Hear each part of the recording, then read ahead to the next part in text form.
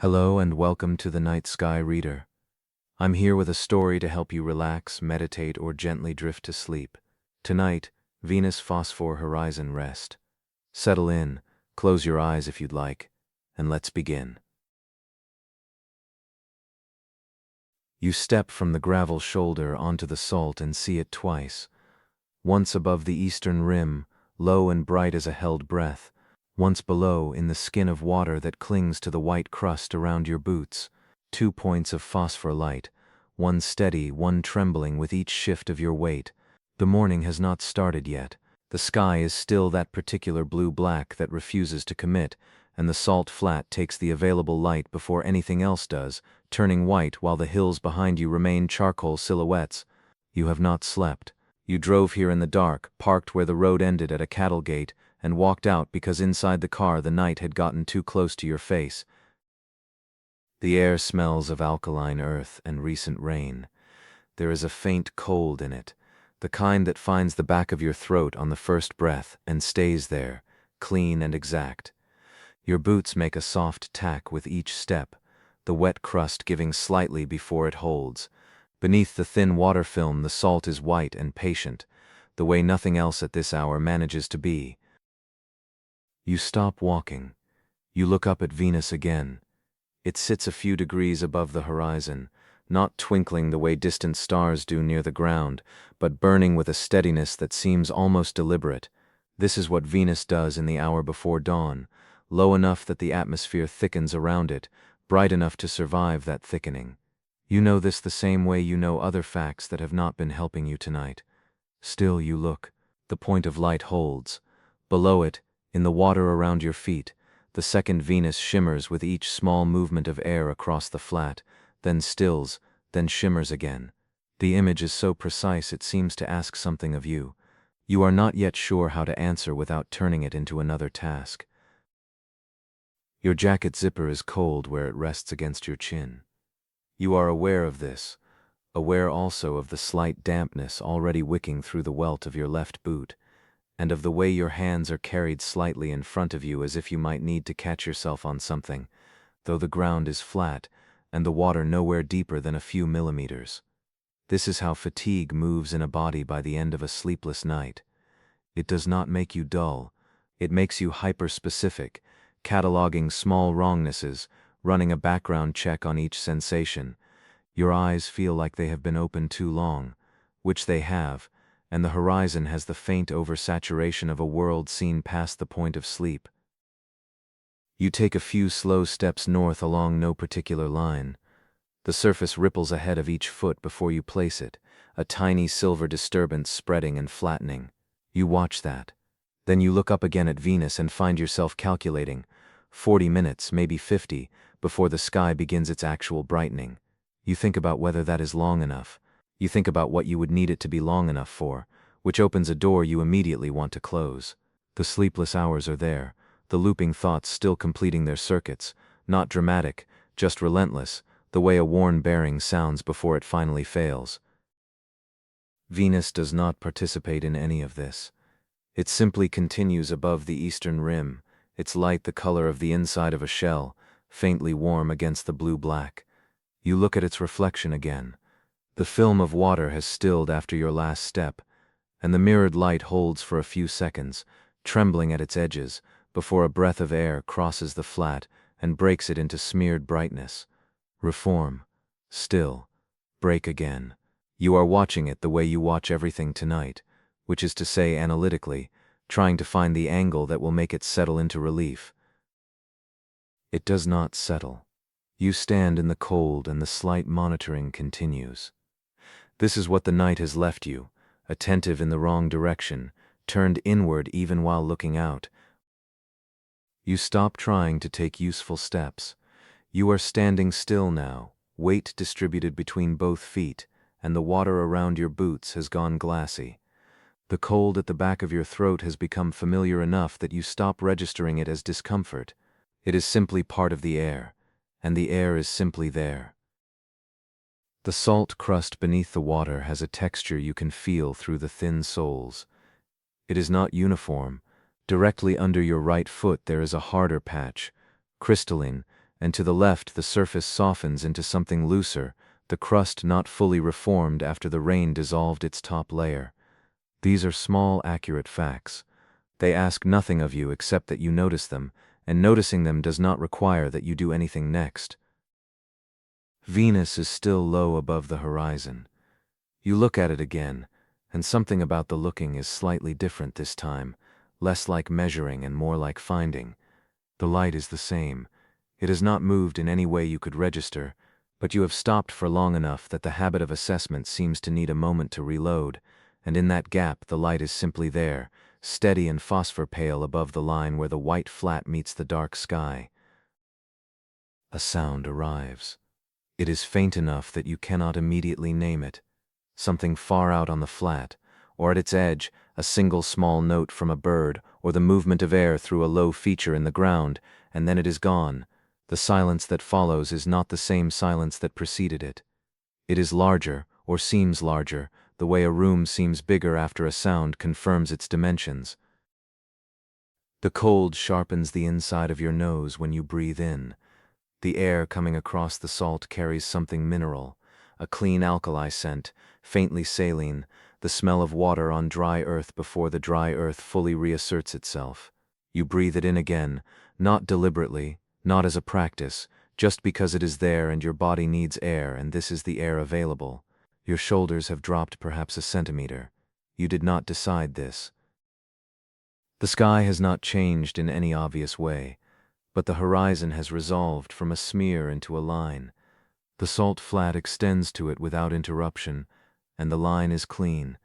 Venus sits above it at a height that your eye now accepts without needing to mark its exact elevation, and the shimmer you noticed earlier, the slight instability that comes from looking at a bright object just above a dense band of atmosphere, is present and almost soothing, a continuous gentle modulation.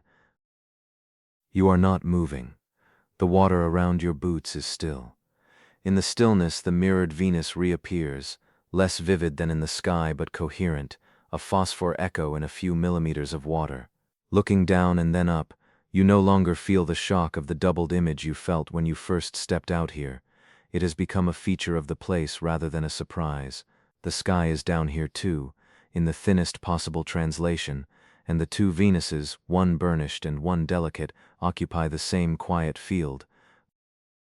A thought arrives. A conversation finished too quickly. A message still sitting unanswered. You recognize it as a thought. It moves across attention the way the small sound moved across the flat, and you watch it with the same loose readiness you used for the bird or the wind, without following it back into the room it came from. The horizon is still there. Venus is still there. The thought finishes its pass and does not return immediately. This has not solved anything. The sleepless night is still behind you and the day is still ahead. But standing on the white flat with cold air at your jaw and the horizon simply extending in every direction, the urgency of those facts loosened slightly. Not gone. Loosened. The water near your left boot catches a small breath of wind. The reflection scatters into points of light, then reconstitutes. Venus in the sky does not notice. At some point you have stopped checking whether this is working. The checking happened and then it did not, and you cannot locate the moment of transition. Your weight is settled into your feet in a way that feels less like standing and more like remaining. The cold is present everywhere on any uncovered skin, the tops of your hands, your jaw, the wedge of forehead between your cap and your brows, but cold has shifted in quality from something to resist to something that simply describes the air around you. You are inside this cold, the way you are inside the dark. It is the medium, not the condition. Venus holds above the horizon line. You look at it, and there is no surge of effort in the looking. The light comes to you directly, the way the cold does, without requiring that you reach for it. Your eyes can stay there without working. This is a small thing. It is also the first genuinely restful thing that has happened in a number of hours. The sky has begun a very subtle shift at the far eastern margin, a loosening of the dark that is not yet color, only slightly less resistance to light. Venus is not dimming. It will be the last bright object to surrender the pre-dawn sky, partly from brightness, partly from position. For now it continues to glow with the particular warmth of light that has traveled through 100 million kilometers of nothing and arrived at this horizon, this water, this moment when your mind is finally spending less time on itself. You shift your weight fractionally. The water moves outward in rings no larger than your palm, faint enough that they are almost only shadow, and they pass and the surface flattens again. The sound of your own weight on the crust is small and complete, a single soft syllable, and then silence. These have become familiar, the small sounds, the reforming water, Venus in its fixed low position, they are a pattern now. The pattern is not exciting. It is something better than that. The thought about the unanswered message surfaces again, lighter this time, and passes. You watch it go without ceremony. The horizon continues to extend in all directions. The cold continues to clarify the air. You breathe out slowly, not as a technique, but because your lungs are full and your body knows what to do. You are no longer sure when you last assessed anything. The boots are there beneath you. The jacket is there around your torso. The water is there at your feet, just barely present, a film that catches light without insisting on it. Venus is still there, low and bright, the phosphor glow that arrives before any other warmth in the sky. Something in your chest has eased. Not dramatically, not in the way that stories resolve, but structurally, the way a held posture releases when the need to hold it passes. Your jaw is not tight. Your hands have stopped their small readiness.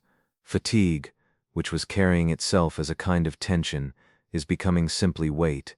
The heaviness in your legs is no longer something you are managing. It is just gravity, doing its ordinary work. The horizon line is still clean. The sky above it is still dark, but no longer the same dark it was when you first stepped out here. Something has shifted in the quality of the black. A very faint graduation beginning that has nothing to do with decision, and everything to do with the Earth's rotation, the planet turning slowly into its own light with complete indifference to whether you have slept. Venus continues to glow. It is not performing anything. It is at the inner edge of its orbit, following the sun ahead of dawn the way it has done for longer than anything on this flat has existed, including the salt. The knowing sits in you quietly now, the way the cold does, not a fact you are deploying but one that is simply resident, present without requiring your attention to remain true. You could stay like this for a while. You find that you do not need to decide. The sky at the horizon has a faint warmth in it now.